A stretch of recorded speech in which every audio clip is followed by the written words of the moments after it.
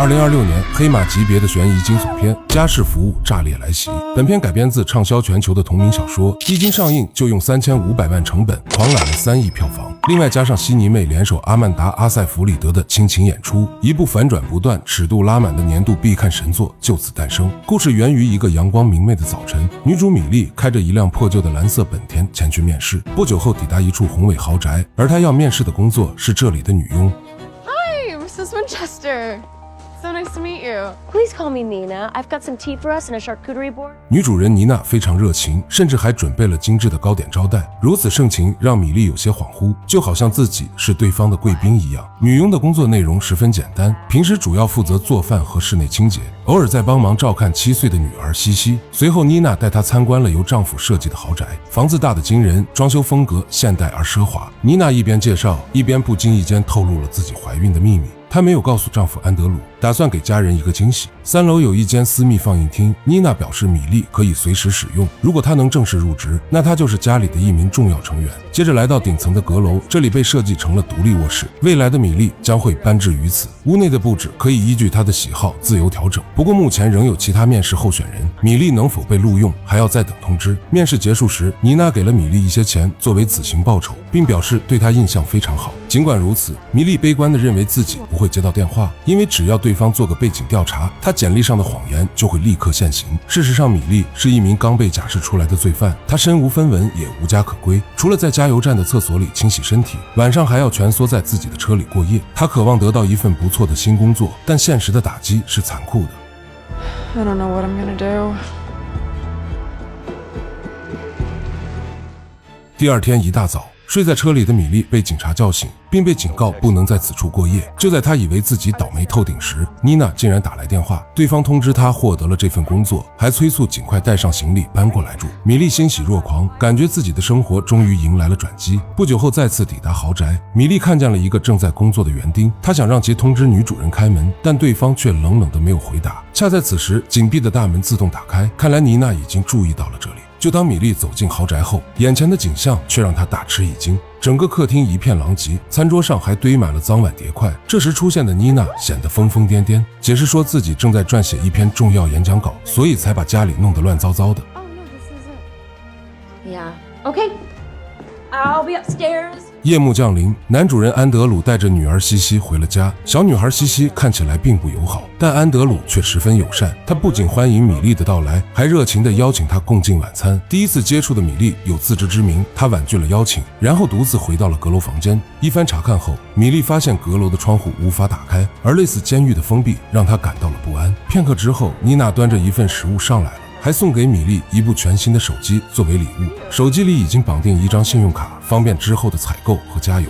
次日清晨，米莉还在安稳的被窝里做着美梦，突然被一声刺耳的尖叫惊醒。妮娜像疯了一样在厨房里翻箱倒柜，坚持认为是米莉扔掉了她手写的演讲稿。米莉百口莫辩，只能呆呆地看着情绪失控的妮娜。这时听到动静的安德鲁慌忙赶到，他熟练地安抚崩溃的妻子，像哄孩子一样让她渐渐冷静下来。而看着与昨天判若两人的妮娜，米莉意识到这个看似温馨的家庭，实则可能潜藏着巨大风险。妮娜离开后，安德鲁向米莉道歉，解释说最近妻子的情绪波动很大，不过他的风暴来得快去得也快，所以恳请不要放在心上。如此温柔与体谅让米莉感到温暖，也让她对这个家庭的看法更加复杂。随后在处理垃圾时，米莉又一次看见了那个神秘园丁，对方似乎想说些什么，但瞥见楼上妮娜的身影后，他便装作听不懂英语，匆匆离开了。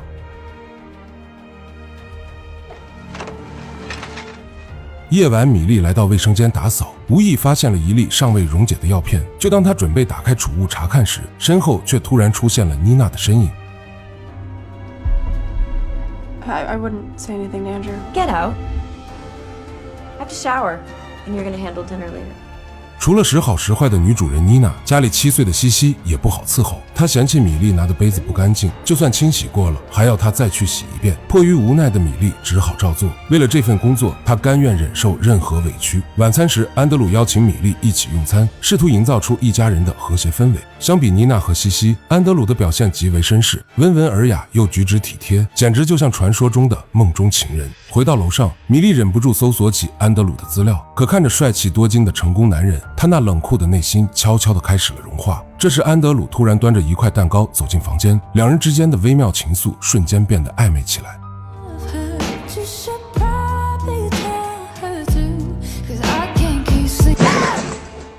No. Absolutely fucking not. 新的一天，新的希望，妮娜又恢复了友好面孔，并主动递上了阁楼的房间钥匙。不过她的情绪依旧反复无常，前一秒还在夸赞安德鲁是完美丈夫，下一秒又指责米莉做饭不够用心。不久后迎来第一个周末，按照约定，米莉本该休息，但妮娜却找借口不准她出门。米莉解释说自己有重要的事要办，可强势的女主人丝毫不给余地。僵持之际，安德鲁出面解围，主动提出会带女儿出去玩，好让米莉能有自己的时间。Go, take your time. 半小时后，在纽约州的缓刑服务部门，米莉见到了负责自己的假释官。依据现有的律法规定，假释人员必须定期汇报自己的生活和工作状况。假释官提醒米莉，最好一直保持有工作有住处，否则她将面临重返监狱的风险。谈话间，妮娜突然打来电话，命令米莉去接即将下课的西西。然而未等询问地址，对方就匆匆挂断了电话。米莉来不及抱怨，赶紧搜索了附近的芭蕾舞学校。然而到了那里，却被告知西西早被安排要去朋友家过夜。为了证实情况，家长现场联系了妮娜，并重新确定了彼此间的约定。很显然，妮娜耍了米莉，可她为什么要这样做呢？ Okay, take care. 回到家时，安德鲁的母亲正好过来拜访，看得出他对妮娜百般挑剔，言语间充满了不屑。安德鲁回家后，一家人表面上和和气气，但紧张的气氛却依然存在。夜里凌晨2点，白天的事让米莉无心睡眠，于是来到了3楼的私密放映厅。他本想找一个节目放松一下，却没想到安德鲁竟然走了进来。没有丝毫顾忌，安德鲁顺势坐下来聊起了天，不知不觉中谈起妮娜的身世。原来她的父母在一场火灾中丧生，而妮娜是唯一的幸存者。警方没有找到纵火犯，还曾一度怀疑妮娜是幕后凶手。听到这里的米莉既害怕又同情，女主人到底是怎样的一个人呢？就在两人相谈甚欢时，妮娜突然出现了，看着丈夫与其他女人亲密的样子，脸色也瞬间变得阴沉。等到赶走丈夫安德鲁，妮娜冷冷地告诉米莉，刚才的情形让她感到不适，所以她已决定立即解雇米莉。想起这份工作的重要性，米莉只能苦苦哀求，所幸妮娜松口说再给一次机会，同时勒令米莉以后穿衣要体面。Oh, Millie. Stay the fuck away from my husband. 几天后，妮娜约了几位闺蜜到家中做客，她们之间的谈话和谐自然，朋友的情谊看起来十分浓厚。然而就当女主人短暂离开，所谓的闺蜜却说起了妮娜的坏话。一旁默默工作的米莉听得真切，原来妮娜不仅没有怀孕，而且有精神病史，早些年还在精神病院待了9个月。接着提到安德鲁和妮娜签有婚前协议，一旦两人离婚，妮娜将一无所有，包括可能失去女儿的抚养权。所有人都认为安德鲁是一个模范丈夫，所以才能忍受这样的妻子。一番意外真相颠覆了米莉的认知，她意识到妮娜不仅情绪不稳定，且还是个彻头彻尾的骗子。她很同情安德鲁的遭遇，并下定决心攒够钱了就立刻辞掉工作。趁着安德鲁和妮娜不在家，米莉偷偷打开了一个隐秘柜子，而里面放满了名为福派定醇的药物。经过上网搜索得知，这是一种强效的抗精神病药物，用于治疗精神分裂和急性病症。这个发现让米莉不寒而栗，心中更加坚定了离开的想法。傍晚时分，安德鲁和妮娜回来了，可气氛却显得有些不悦。安德鲁告诉米莉，医生诊断妮娜患有卵巢早衰，他们无法再有自己的孩子。安德鲁还坦言，西西并非亲生女儿，虽然自己很爱西西，但他心里渴望拥有更多的孩子。这些话听得米莉深受触动，眼前的安德鲁简直就是绝世好男人。当晚楼下再次传来激烈争吵，似乎妮娜又开始发疯摔东西了。担心出事的米莉赶紧过来查看，可当房门缓缓打开，妮娜却一脸诡异地站在门口，手里还攥着一块沾满血渍的玻璃。Andrew, are you okay? Andrew? 听到呼喊的安德鲁走了出来，他像往常一样轻声安抚，直至让妮娜的情绪渐渐冷静下来。第二天，妮娜像没事人一样向米莉道歉，还送了一堆名牌衣服作为补偿。米莉不敢接受这样贵重物品，但妮娜却表示送出去的绝不会收回，反正留着不穿也是浪费。眼看米莉答应收下衣服，妮娜又让她预定周末的音乐剧和酒店，她想给安德鲁一个惊喜。I don't know what I'd do without you. 在等待西西跳芭蕾的课上，米莉又听到了一个更可怕的传闻。原来妮娜曾试图溺死还是婴儿的西西，接着选择了服药自杀。所幸安德鲁及时报警，才救下了他们。如此恐怖，让米莉如坐针毡。看来这个豪宅是不能待了。也正如自己的猜想，刚回去的她就遭到了雷霆打击。妮娜质问米莉为什么预定音乐剧和酒店，因为这周末她打算带女儿去参加训练营。莫名的指责让米莉感到无语，自己明明是按照吩咐预定的。更离谱的是，妮娜还表示这笔费用由米莉承担。就当米莉委屈的快要哭时，安德鲁却像一个英雄一样出现了。他安慰米莉不用担心，表示会联系信用卡公司取消这笔费用。Thank you.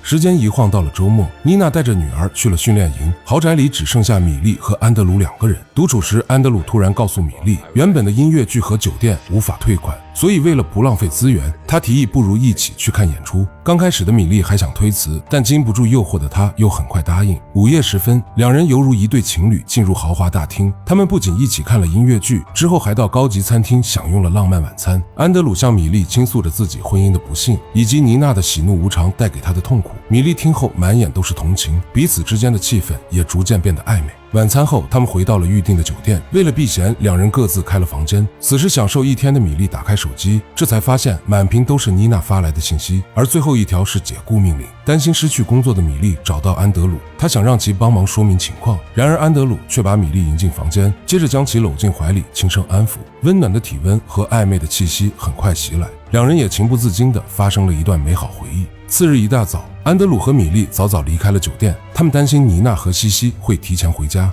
完美的掩盖好像抹除了一切痕迹，回来的妮娜也的确没有发现什么，甚至对昨晚的短信也只字未提。午餐时，妮娜不动声色地当着安德鲁的面，竟故意透露了米莉的囚犯身份。不过她并不在乎这些，还贴心地递上了自己的车钥匙，表示以后采购和办事就用这辆车子。I had it all wrong. Nina was never one of those women just going with her gut. She knew. The whole fucking time, she knew I needed this job and couldn't leave, no matter how shitty she made my life. What kind of bitch does something like that? 就当米莉在收银台准备结账时，有个女人向她搭讪，言语中很羡慕使用的新款手机。米莉解释说这是雇主给的工作手机，岂不料女人却说那可万万使不得。通常情况下，雇主会在手机里装载追踪器，所以员工的一举一动，每一条信息都在监视之下。这时米莉才彻底醒悟，自己从头至尾都是一个被动者。随后来到停车场打算离开，可这时有几名警察冲了过来。妮娜报警称自己的车子被盗，很显然她又一次戏耍了米莉。很快接到通知的安德鲁赶到，经过解释才消除了误会。回去的路上，米莉为自己隐瞒是囚犯的事实道歉，不过安德鲁并不在意，他在意的是两人的奸情要曝光了。果不其然，回到家后的对决终于爆发，妮娜直接摊牌，声称已经知道米莉和安德鲁的一切，并威胁要利用米莉的假释身份将她重新送回监狱。 And after prison, you'll go. Enough! Nina, I don't know who you are. 这时的安德鲁犹如被圣母附体，他怒斥妮娜的处处刁难让人恶心，所以从此刻起，他已然决定结束这段婚姻。现在的妮娜可以滚出别墅，因为这里的一切早在结婚前就签订了协议。面对完全倒戈的丈夫，妮娜除了绝望，更多的是失望，没有丝毫留恋。妮娜怒气冲冲地离开了家。然而就当车子刚刚来到外面，妮娜的表情却渐渐起了变化。她捂着自己的脸，让人无法看清到底是愤怒、伤心、委屈还是解脱呢？与此同时，安德鲁正向米莉道歉，安抚着她那受惊的情绪。这一切早就该发生，并承诺会通过律师把女儿西西接回来。安德鲁继续温柔地说道，他不想让米莉离开，希望她能留下来陪着自己。望着眼前这个温柔又深情的男人，米莉彻底沦陷了。两人紧紧相拥，从此便开始了他们美好的新生活。在接下来的日子里，米莉像是活在童话世界，安德鲁的爱把她宠上了天。然而美好的时光总是短暂。这天的米莉本想准备早餐，却不小心打碎了安德鲁家的祖传瓷器。闻声赶来的安德鲁没有生气，只是安慰说会找人把瓷器修补好。I'm sorry, it's your mom's good china. It's okay. 当天晚上，安德鲁提议在阁楼里庆祝，米莉对此没有多想，于是在毫无防备下喝光了杯中之酒。很快一阵眩晕袭来，眨眼间的她便昏死过去。等到米莉再次醒来，这才发现屋内的布置被一扫而空，而安德鲁也不见了。此刻的米莉终于明白，一切的一切都不过是妮娜的阴谋，她把自己骗进来只是为了逃离，因为安德鲁从头至尾都是一个变态。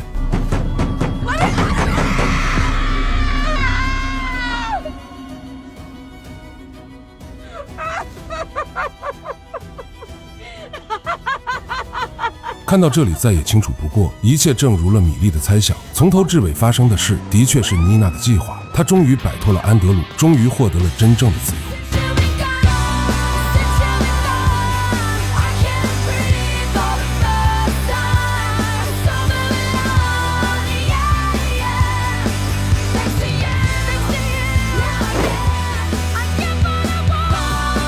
彻底放松后的妮娜坐在浴室，曾经的不堪也渐渐涌上心头。而随着记忆闸门的缓缓打开，一个令人感到可怕的真相才显露出来。妮娜的父母在一场火灾中丧生，这一直都是她挥之不去的梦魇。尽管安德鲁到处散播火灾与他有关，但事实并非如此。他爱自己的父母胜过一切。之后在糟糕的寄养家庭长大，让他有了各种心理问题。幸运的是，妮娜靠着奖学金一路读上了法学院，眼看就要出人头地，她却被一个已婚教授搞大了肚子。对方不愿意负责，她也只能选择一边读书一边独自抚养女儿西西。为了生计，妮娜来到一家律师事务所担任助理，每天都要忍受老板的骚扰和同事的白眼。就在她狼狈不堪的时候，安德鲁出现了。他风度翩翩，像一位身着闪亮盔甲的骑士。帅气多金的男人是一家科技公司老板，也是律所的重要客户。接着安德鲁向妮娜发起疯狂追求，他不仅愿意接受妮娜的所有，还对西西视如己出。在如此温柔的攻势下，两人相识6天便确定男女关系。短短6周，安德鲁直接求婚成功。妮娜以为自己十分幸运找到归宿，却不知这正是噩梦的开始。婚后，安德鲁对妮娜的控制欲逐渐显现，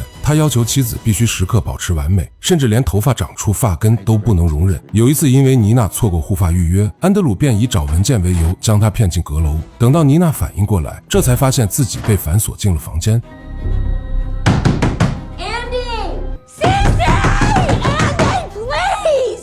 妮娜声嘶力竭地哀求，但安德鲁却说自己非常生气，他认为让老婆顶着发根出门是一件丢人的事。接着安德鲁提出变态要求，命令她拔下100根带毛囊的头发才能出来。起初妮娜以为这是丈夫的玩笑，但安德鲁的冷酷却让她明白他是认真的。阁楼里没有被褥，没有食物，只有3小瓶纯净水维持体力，上厕所也只有一个小水桶替代。在熬了几天几夜后，妮娜的精神终于屈服。她咬着牙，一根一根拔下自己的头发，每一根都带着完整皮囊。直到眼泪汪汪地拔完100根，她俯下身，将装满血丝的头发递了出去。本以为丈夫会饶了自己，怎料第2天又被塞进一个新的信封。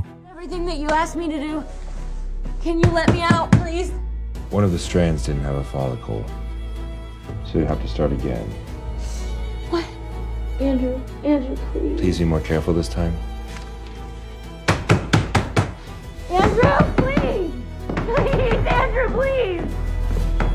妮娜无力反抗，只能照做重新拔下自己的头发。为了能再见女儿，就算是死她也愿意。然而谁又能想到，囚禁妮娜仅仅是一个开胃菜。在随后的日子里，安德鲁的变态行径越来越离谱。他给妮娜和西西下药，接着制造了妻子企图溺死女儿并自杀的假象，还顺势把自己塑造成了拯救家庭的模范丈夫。没有人相信妮娜，所有人都认为她疯了。她被送进了精神病院，被强制注射各种药物。为了能回到女儿身边，妮娜不得不承认自己所谓的罪行。等到治疗结束，回到家后，妮娜这才见到了日思夜想的女儿。安德鲁用完美的丈夫形象说服了所有人，并让大家相信妻子精神失常，不适合抚养孩子。自此以后的妮娜幡然醒悟，只有自己夹着尾巴忍受一切，才能过上正常人的生活。而安德鲁因为陪伴发疯的妻子不离不弃，甚至被公众评为了全民模范。安德鲁一直渴望拥有自己的孩子，可妮娜绝不会给他这个机会。她表面上顺从丈夫，实则已经开始悄悄计划逃离。家里的园丁是唯一相信妮娜的人，他曾试图帮母女俩伪造护照逃跑，但被安德鲁发现了。紧接着，妮娜又被送回了精神病院。那时候的妮娜知道自己被彻底困住了，她没有任何办法能带着女儿逃离，安德鲁也不会让她活着离开这段婚姻。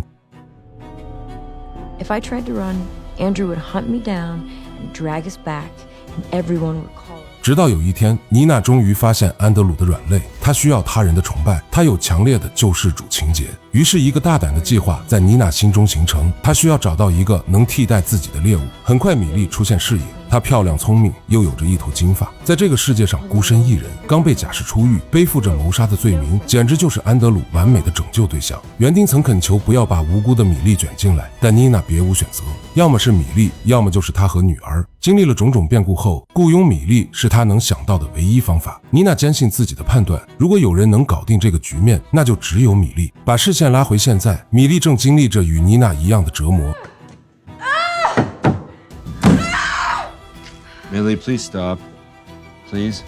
囚禁米莉的理由是他打碎了餐具。安德鲁说自己不生气是假的，而且气得肺都炸了。为了惩罚这个错误，米莉必须在肚子上划出21道口子，而数字则代表了21块被打碎的瓷片。待到安德鲁走后，米莉忽然想起了自己入狱前的经历。10年前的米莉还是一名高中生，她仰慕的男同学和安德鲁一样，家境富裕，英俊潇洒，走到哪儿都是大家瞩目的对象。然而正是这样的人，他却在学校的宿舍公开侵犯室友。极大的反差让米莉怒不可遏，随即在拯救室友时失手砸死了对方。事后男孩的家人扭转舆论，就连被保护的室友也否认了一切。就这样，米莉的见义勇为成了过失杀人，她被当地法院判处有期徒刑15年。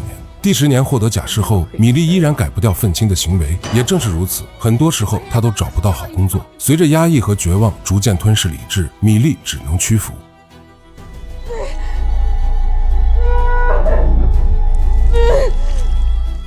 安德鲁在监控中看得真切，他以为自己又一次胜利了，怎料米莉可不是任人拿捏的角色。随后安德鲁满心欢喜地进来查看，他俯下身子轻声安抚，就像对待妮娜一样，试图扮演救世主。然而未等他的甜言蜜语讲完，米莉却用藏好的碎片刺了他的脖子。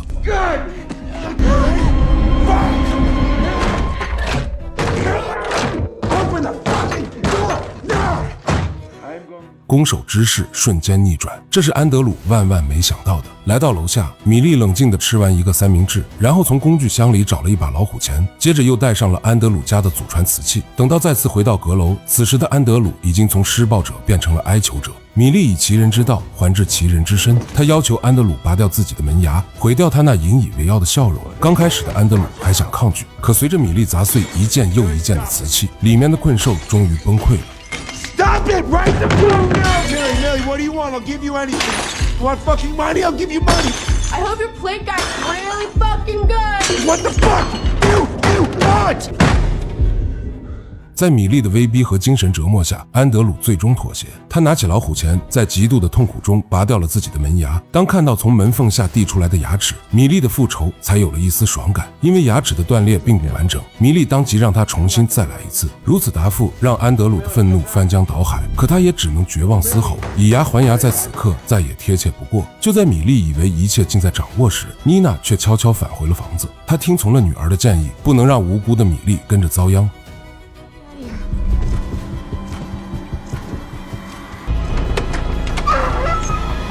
Nina, what the fuck are you doing? I miss you so much.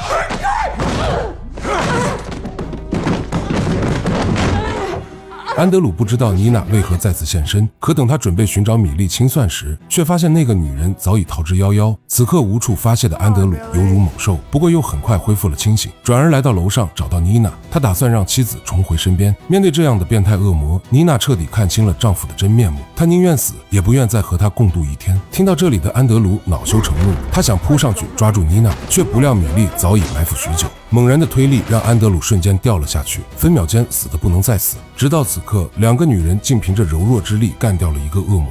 冷静下来的妮娜让米莉快跑，自己来承担一切。她拧下一个灯泡扔到尸体旁边，或许能用意外坠楼的说辞蒙骗过关。很快有警察抵达现场，不过负责调查的警探一眼看出了破绽。深更半夜的男人更换灯泡摔死了，不仅磕破了牙齿，脖子处还被利器刺中。显而易见，就算再蠢的人都不会觉得这是意外。话锋一转，警探却愿意相信这是意外，因为他的妹妹曾是安德鲁的未婚妻，也曾遭受过非人虐待。警探的想法与妮娜不谋而合，在这个复杂的体系中，这也算是合理的讨回了公道。葬礼结束后，妮娜找到米莉，并给了她一张10万元的支票。一切都结束了，一切又重新回到了正轨。两个女人就此告别，各自走向了真正的自由。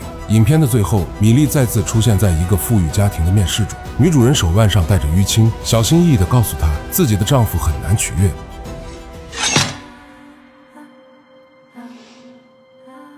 So do you think you can help? When would you like me to start?